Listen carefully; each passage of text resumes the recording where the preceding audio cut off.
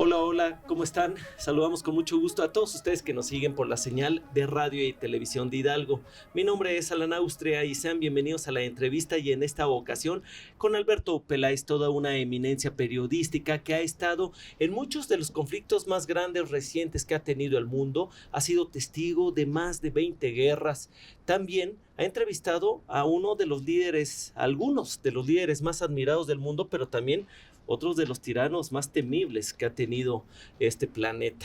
Alberto, muchísimas gracias por estar con nosotros. Qué gusto recibirte aquí en Radio y Televisión de Hidalgo. Al contrario, gracias por invitarme y gracias por haberme sentido tan agasajado aquí en Hidalgo, en Pachuca y en tu radio y televisión. ¿Ya conocías Hidalgo? ¿Qué es lo que más escuchas del estado?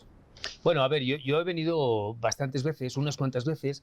Hacía tiempo que no venía, hacía como unos 10 o 12 años que no venía, pero y vengo y me sorprende gratamente cómo ha mirado Hidalgo y Pachuca hacia el progreso, ¿no? Sí, sí. Esas carreteras que hay en la actualidad, desde la AIFA hasta para acá y tantas cosas. Y yo creo, este es un estado muy exportable y muy explotable. Tienes desde los pastes quicos y otros muchos pastes. Tula, tiene muchas cosas y tiene una cosa que es muy buena y es que no es un estado excesivamente conflictivo y eso coadyuva en poder vender y saber vender la imagen de un estado que es una maravilla. Qué buen apunte. Muy de acuerdo contigo, Alberto. Ahora pasemos tu recorrido periodístico en México. Trabajaste de la mano de Jacobo Zabludovsky. ¿Qué opinión te merece? ¿Cómo podremos resumir tan grande trayectoria y que hacían una mancuerna espléndida hablando de noticias? Yo siempre digo que hay dos tipos de periodistas: Jacobo Zabludovsky y el resto. Jacobo fue un hombre, además de que yo le quise y le quiero con locura, Jacobo fue un hombre que, además de hacerlo todo desde la humildad, Jacobo era un gran desgranador de la información. Jacobo nunca, para saltar una información en los años 80, había que ver 50 fuentes. Hoy no existe nada de eso. Y tenía un olfato de la información que no tiene nadie. Jacobo sabía olfatear muy bien la información y eso es lo que nos enseña. Por eso yo soy de esos periodistas de la escuela de Jacobo Zabludovsky. Luego, además, fue un hombre de una notoriedad que donde se parara en cualquier parte de cualquier lugar donde se hablaba español, era Jacobo Zabludovsky. Él fue un hombre espectacular, de una cultura enormemente vasta y con un enorme sentido del humor, con un sentido del humor muy fino. Yo siempre que me tocan hablar de Jacobo Zabludovsky, hablo siempre desde el corazón, porque yo lo quería mucho. Una experiencia, anécdota chusca. Hay 50.000. No, nunca fueron chuscas. Siempre fueron con un humor muy fino. Un día, yo escribo mi última novela, El olvido de la memoria, y entonces se lo mando a Jacobo. Para mí el referente de Jacobo era muy importante porque un hombre tan ilustrado. Y al día siguiente me llama, niño Peláez, no, Jacobo. Así, sácalo así. Le digo, hombre, te hace falta un corrector de estilo y tal. Total, que llegamos y le digo, oye, quiero que me presentes tú el libro, ¿no? Y entonces vamos a Casalam. Mara Patricia, la hermana de Juan Francisco, hace maestra de ceremonias y hablaba Pilar Algarra, que era mi editora española, Jacobo y yo, ¿no?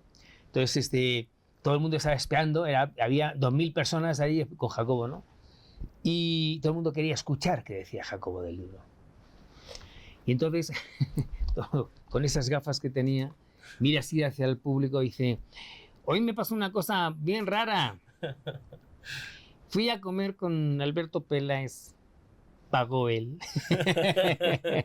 Y así empezó. Era un tío espectacular, muy divertido. Y ahí empezaste tu recorrido por la guerra. Tengo entendido que él mismo hace una invitación. ¿Quién se avienta ese trompo? Sí, en el año 90. ¿Alzaste la mano? Sí. El 2 de agosto del año 90 Saddam Hussein invade Kuwait. Ajá. Y yo estaba de vacaciones y mi padre me dio un gran consejo. Me dijo, siempre que vayas a México tienes que ir a ver a tus compañeros, a procurarlos, a procurar a tus jefes, porque yo estaba en Madrid. Entonces ese día estaba casualmente en México, voy a Televisa y ese día Saddam invade Kuwait. Y Jacobo llama por un teléfono interno a los reporteros y yo me voy un poco de metiche con ellos. Jacobo dice, acaba de invadir Saddam Kuwait, ¿quién quería cubrirlo? Y yo tenía 24 años y entonces dije en ese momento, a ver, yo no tengo responsabilidades porque no tengo hipotecas, no tengo mujer, no tengo novia, no tengo compromisos. Y pensé, tengo un mundo para mí. Entonces levanté la mano y fue así como hice corresponsal de guerra. No estaba en mi imaginario ser corresponsal de guerra, pero bueno, así me hice. Y ahora el más reconocido que ha tenido la historia de este país desde Muchas la opinión gracias, de muchas muchísimos que te hemos estudiado y te hemos seguido. Gracias. Alberto, no fue tal cual un secuestro, bueno, para muchos sí, platícanos también lo que se disfrazó de un transporte, pero tú estuviste secuestrado en Sí. estas corresponsalías de guerra. Sí, fue uno de los momentos de más angustia de toda mi vida. Yo estaba en el cerco informativo que hizo Televisa en la Guerra del Pérsico II. Ahí me toca Israel. Y yo Israel ya lo conocía muy bien, ha ido muchas veces, conocía Cisjordania, los territorios palestinos, Gaza. Y yo Gaza lo conocía de verdad, francamente, muy bien. Entonces, un día yo estaba ya muy cansado, porque llevábamos 2 meses sin hacer mucho. Y Charlie, que era mi traductor, que era un árabe israelí, me dice, ¿por qué no entrevistamos al jeque Ahmed Yassin? El jeque Ahmed Yassin era el líder de Hamas, quien crea en el año 87 el grupo terrorista junto con el Estado de Israel. Yo creo que es importante explicar todas las fichas porque no es ni uno ni muy bueno ni muy malo. O sea, un periodista, un corresponsal de guerra, va, ve y cuenta qué es lo que yo hago. Entonces, por eso digo que quiero explicar todo, ¿no? Y le digo, pero ¿tú le conoces? Y además a Yassin le había entrevistado nada más dos agencias informativas. Dice, no, pero tú conozco a un amigo que le conoce y tal. Bueno, pues él no va por delante. Entonces, al día siguiente, a las 7 de la mañana, viene, me llama, me dice que tenemos una entrevista con Yassin. Digo, no será verdad. Tienes que estar hoy a las 5 de la tarde en una cabina telefónica en Jaffa Street, que es la calle principal de Jerusalén. Y aquello se empieza a convertir en algo así como muy detectivesco. Total, que a las 5 de la tarde voy y nos hablan al teléfono y pensé, me han vacilado, como diríamos los españoles, y suena el teléfono. Entonces una voz masculina con un marcado acento árabe me dice en inglés, I'm the painter, soy el pintor y mañana tienen que estar ustedes a las 7 de la mañana en el puesto de Erez, que es la parte norte de Gaza. Al día siguiente llegamos, dejamos los pasaportes en una caserna blindada y vamos caminando, son como 200 metros de una tierra de nadie, donde escuchas mucho tiro y tal. Y al llegar, nunca he podido describir cómo fue eso, porque fue tan rápido. Yo cuando me quise dar cuenta tenía a 3 personas encima de mí que me meten de una manera muy violenta en el coche. Y en aquel entonces ya los secuestros y asesinatos de turistas ya empezaba a estar muy de moda. Entonces pensé, me han secuestrado, me van a matar. Y fueron como 3 o 4 horas muy angustiosas. Me hacía falta referencias porque yo quería saber en qué parte de Gaza estaba. Entonces, pero me habían tapado los ojos, me los habían vendado, no tenía referencias visuales y las acústicas tampoco porque habían puesto la música a todo meter y estaban muertos de la risa ellos, ¿no? Y mucho tiempo más tarde, como 3-4 horas, el coche para y yo escucho al muecín llamando al rezo. Entonces entendí que eran como las 11:30 y escucho unos piélagos que chocan contra el mar, el oleaje, yo estoy en una playa de Gaza, pero no sabía más. Entonces me sacan con la misma violencia y me meten, yo noto mucho frío, en una casa, en una estancia, y me dejan solo y a los pocos minutos, todo eso pensando, me van a ajusticiar, me van a matar. Y a los pocos minutos se escucha una puerta y gente que está hablando en árabe y empiezan a quitarme la venda. Y cuando me quitan la venda, tenía enfrente al jeque Ahmed Yassin. No había sido realmente un secuestro, lo que ellos no querían es que yo supiera dónde estaba el jeque, para que yo no fuera un colaboracionista de los israelíes. Pero fueron 4 horas, yo creo, de las más angustiosas en mi vida. Pasé francamente muy mal, pero bueno, aquí estoy para contarlo. Sí.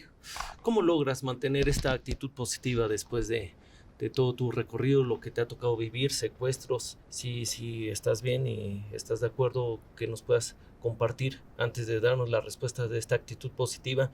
¿Te ha tocado ver a la muerte a los ojos? ¿Te ha tocado ver morir gente? Muchas veces.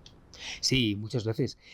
En la conferencia cuento la primera vez que yo vi morir a una persona, fue una mujer muy joven, tenía mi edad, tenía 25, 26 años, en Osijek, que además yo estaba mirándola de frente, una mujer bellísima, una mujer pelirroja, de ojos verdes, croata, y a ella le pegan 2 tiros delante de mí en la cabeza, y ella cae. Y esa imagen me ha perseguido toda la vida. Al principio como con mucha obsesión, luego el tiempo es la mejor curativo de todas estas cosas y de todo, y al final se convierte en una compañera más. Pero he visto morir muchas veces a mucha gente y es terrible porque ¿sabes qué pasa? Que nunca piensas que te pasa a ti. Y porque no tienes esa empatía, piensas que le pasa al otro y al de más allá, y un día te puede pasar a ti. Todos tenemos, los corresponsales de guerra, yo siempre digo que si tengo miedo, por supuesto, es que es fundamental tener miedo en una guerra, porque si tienes una ausencia de miedo, si adoleces de miedo, vas a cualquier lado y te van a meter el tiro a ti. Entonces siempre hay que tener miedo, siempre tienes que estar con los 6, no con los 5, con los 6 sentidos a flor de piel, para saber qué puede y qué no puede pasar. Y ahora sí, retomo la pregunta, y a pesar de estas vivencias de décadas de este tipo de trabajo, tú mantienes una actitud positiva, así lo percibimos los que tenemos el gusto de conocerte fuera de cuadro. ¿Cómo lo haces para mantener esta actitud tan chévere? Yo creo, Alan, que no es una postura ni positiva ni negativa, es una postura más ecléctica, pero yo soy de los que piensan que hay que mirar siempre hacia adelante. El mirar hacia atrás solamente te puede generar o mucha tristeza o mucha gloria, pero ya pasó. Entonces, ¿qué busco yo siempre? Mirar hacia adelante. Yo al ser humano lo entiendo, en ese aspecto soy muy protestante, soy muy calvinista. Yo creo en que el ser humano tiene que trabajar, tiene que esforzarse, tiene que ser constante, tiene que ser disciplinado. En eso creo, que es lo que hacía Lutero y Calvino. Lutero y Calvino decían, si usted trabajó y trabajó mucho, llegará al reino de los cielos. Y siendo católico, en ese sentido me siento muy calvinista, porque yo creo en esas cosas. Y eso no es que sea positivo, es que la vida es un reto permanente. Y en ese reto estamos todos. ¿Y quiénes van a ganar? Los que quieran luchar por ese reto. Bien. Porque te digo una cosa, en esta tierra cabemos todos, ¿eh? Sí, sí. Eso cuando dicen, no, es que esto no es para cobardes. No. O sea, aquí no es un tema de ser pusilánime o ser un valiente, es un tema de actitud ante la vida, de enfrentarse en la vida. Y en esas cosas son las que creo. Y yo sí soy de los que piensan que los 8.500 millones de seres humanos cabemos aquí. Es una pena, es una tristeza que uno no quiera luchar por esas cosas. Pero aquí cabemos todos porque todos nacemos de la misma manera. Y no se quiere luchar por varias razones, pero una de ellas es la ignorancia en los temas internacionales, ¿no? Debemos de ser más conscientes de lo que está pasando alrededor del mundo, y ahora vamos a platicar, por supuesto, de la guerra de Rusia, de los conflictos en Israel, de la guerra en Ucrania por Rusia. Sin embargo, también se están llevando a cabo decenas de guerras en África de las que nadie habla. Es importante que la gente, que hablando específicamente los mexicanos, tengan un mayor entendimiento del contexto internacional. Mira, Alan, ahora mismo, además de la guerra de Rusia y Ucrania, que todos conocemos, y además de la guerra de Hamás contra el Estado de Israel, y al revés, que todos conocemos, en estos momentos hay 56 países que están luchando y que tienen guerras muy cruentas.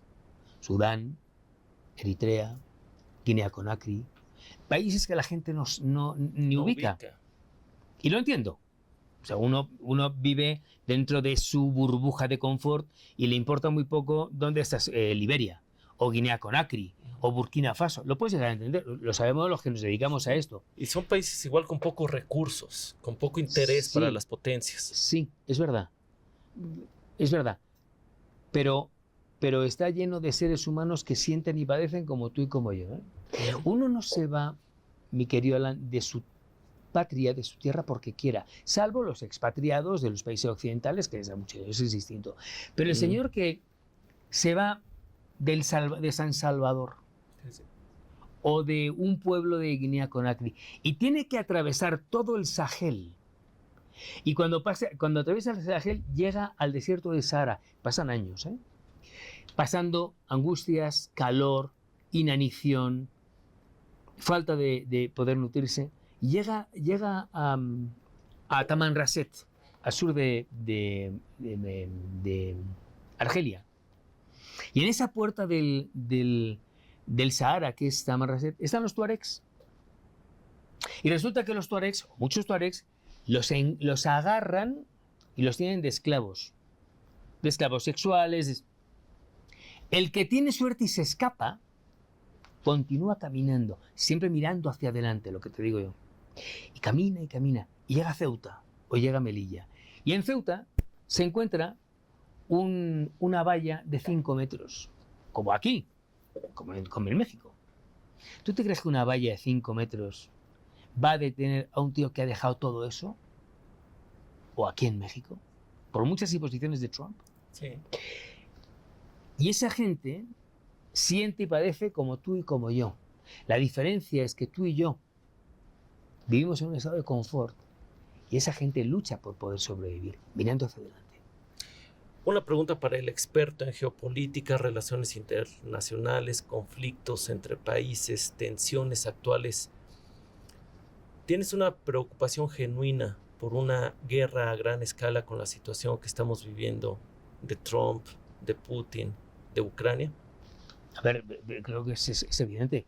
Alan, desde 1945, ni incluso con Bahía de Cochinos en el año 62, habíamos estado tan cerca del Averno. O sea, nos asomamos un poco así y efectivamente, además lo dijo Trump, ya lo verbalizó. Claro, o sea, pero por supuesto que puede haber una guerra a gran escala, que podemos llamar la Tercera Guerra Mundial, o la puedes llamar como quieras, pero a ver, un país como Rusia, que tiene 6.100 ojivas nucleares, de las cuales puede utilizar en cualquier momento 710.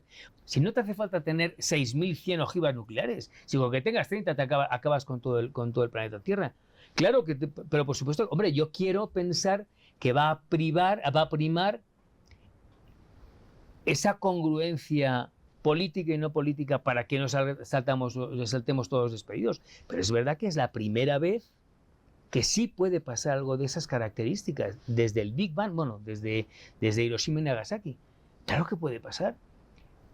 Y aquí estamos todos jugando que jugamos y que no estamos jugando. O sea, lo que pasó el viernes pasado en la conferencia de prensa fue muy peligroso. Por una parte teníamos a un Trump que al final se impuso. Y se impuso porque los 50 minutos primeros, Zelensky, yo no soy, déjame decirte, que yo no soy ni de Zelensky, ni de Putin, ni de Trump. Insisto, yo soy un periodista que ve y cuenta. Y que intenta desgranar lo que está pasando en la política internacional. Pero Zelensky estuvo todo el tiempo poniendo malas caras, interrumpiendo, etc. Hubo una cosa que dijo Trump, que llamó mucho la atención y que la gente no ha pasado inadvertido. Cuando dijo, I don't want a ceasefire, imitando, I don't want a ceasefire, lo dijo 2 veces. La pregunta que yo hago es, ¿por qué Zelensky no querría un cese al fuego? Un cese al fuego, que es la traducción de lo que comentas. Claro. ¿Por qué no quiere un cese al fuego? Perdón. Yo me pregunto, un cese al fuego implica que se acaba con el estado de marcial, con la ley marcial. Sí. E implica también que puede haber elecciones. Es que a lo mejor Zelensky no quiere elecciones. Insisto, yo no soy pro nadie, de verdad. Sí, sí. Y luego Trump hablaba de las famosas tierras raras. O sea, esto de las tierras raras, yo les explico. De Ucrania. De Ucrania. No son más que unas tierras que tienen unos minerales que hoy, para alta tecnología, desde la luz, los chips, la ingeniería aeroespacial, son fundamentales. El 70% de las tierras raras no están en Ucrania, no están en Rusia, no están aquí, ni están en Estados Unidos ni en España. Están en China. Okay. Entonces, ¿qué está haciendo Trump? Yo a usted le ayudo a que haya un alto el fuego de verdad y se pueda recomponer toda Ucrania, pero usted a mí me va a permitir que yo sea el que explote esas tierras raras. Nadie regala nada a cambio de nada. Sí. O sea, aquí hay intereses por parte de todos, ¿no? Sí, sí. Y vaya que estas tensiones al menos también generaron sospechas, y justo lo que hacías tú el recuento de aquellos países que tienen este fortalecimiento nuclear. Yo añadía a otros como España, pero en gasto militar. Claro. Hay varias potencias mundiales que están aumentando su gasto militar de unos años para acá, sin aparente una guerra a gran escala como hasta hace poco lo estamos viendo desde antes de estas tensiones que van en aumento. Muchas potencias están aumentando considerablemente su gasto militar. ¿Qué es lo que saben que no sabemos? ¿Y qué es lo que saben posibles superiores o posibles grupos que desconozcamos, que no sean los líderes que todos conocemos, que para la población en general es de completo desconocimiento? Bueno, para empezar, todos los países de la OTAN, los casi más de, creo que cerca de 30 países de la OTAN, todos, por exigencia de Trump, les ha dicho, a ver, si ustedes no aumentan su PIB en defensa, yo me voy. Y han exigido un 5% del PIB. España tiene un 1,29 lo que está gastando. Pero claro, el marcharte y decir de 1,29 a un 5% del PIB es destrozar la economía de un país. Claro. Y más cuando tenemos presidentes como lo que tenemos en España, ¿no? Que es cualquier cosa menos un presidente. Este personaje Pedro Sánchez y compañía, que es una cosa... Bueno, en fin, vamos a dejar el tema de Pedro Sánchez porque si no me enfado. Pero a mí me gustaría hacer aquí una pequeña matización. Es verdad que todos los países están aumentando su gasto porque no saben qué es lo que va a pasar. Ahora, Rusia quisiera, como el otro día es que escuché ayer o antes de ayer a Macron, va a invadir Francia, por favor. Por favor, ¿qué va a invadir? A ver, lo que está buscando Putin... Vamos a ponernos en el caso nuestro, de micropolítica. Tú imagínate que mañana llegan a tu casa unos tíos, tocan la puerta y dicen, oye, esto es mío, me lo voy a quedar yo y tú aquí fuera. Que eso que está... A ver, cuando Biden le insiste a Zelensky a que sea Zelensky el que diga quiero entrar en la OTAN, yo he hecho el camino de Kiev en el año 90, que las carreteras son mucho mejores, a Moscú. Son 700 kilómetros. Y nosotros tardamos como 13 horas aquel día. O sea, está a tiro de piedra. Sí. ¿Tú te imaginas una OTAN ahí cuando la capacidad de reacción, en caso, imagínate que hay una invasión de la OTAN por Ucrania, es que no tiene capacidad de reacción Putin? E insisto, yo no soy pro nadie, pero sí me gusta analizar estas cosas y creo que es un enorme error. Yo no creo que Putin quiera coger Francia porque no es tan sencillo como pudiera pasar. Si quiero pensar, lo que sí creo es que dice, yo lo que no puedo admitir es que estos señores de Ucrania sean parte de la OTAN, porque no tengo capacidad de maniobra. Acuérdate que el Pacto de Varsovia se deshace y todos aquellos países que pertenecían al Pacto de Varsovia, que eran países satélites muy afectos a la antigua Unión Soviética, hoy están del lado de la OTAN que no... Lituania, Letonia, Polonia, Bulgaria, Albania, Rumanía, Hungría. Y sigue usted contando. Y ya para el gobierno de Putin el colmo fue cuando Ucrania solicita ser parte. Entonces las tensiones aumentaron considerablemente claro. Es que los tiene a unos kilómetros de su frontera. El clip, yo creo que de por qué empieza la guerra. Sí. Sí, lo creo, sí. Sí, la temporalidad, el timing es totalmente, da la razón a que fue por esta situación de la OTAN, de levantar la mano a Ucrania y que Putin advirtió años antes, décadas antes, de su insatisfacción porque hubieran más misiles no amistosos tan cerca de su frontera, ¿no? Vamos con dos preguntas más, si te parece bien, para culminar este tema de Rusia y de Ucrania. ¿Qué futuro le ves? Porque parece que está pasando lo que muchos internacionalistas habían predicho, pero al revés.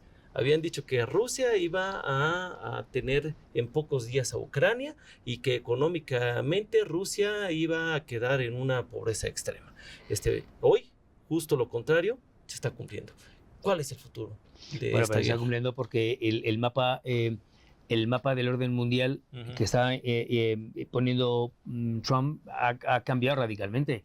Pero es verdad que el ejército ruso, siendo un gran ejército, pero en muchas ocasiones ya está muy obsoleto, es muy vetusto. Algunos de los tanques que utilizaba cuando iba a Ucrania eran tanques muy obsoletos. Y eso favoreció a que Ucrania, armándose con Estados Unidos y con el resto de los países de la OTAN, pudiera hacer frente y mirar de tú a tú a una Rusia que en todo caso iba a perder la guerra.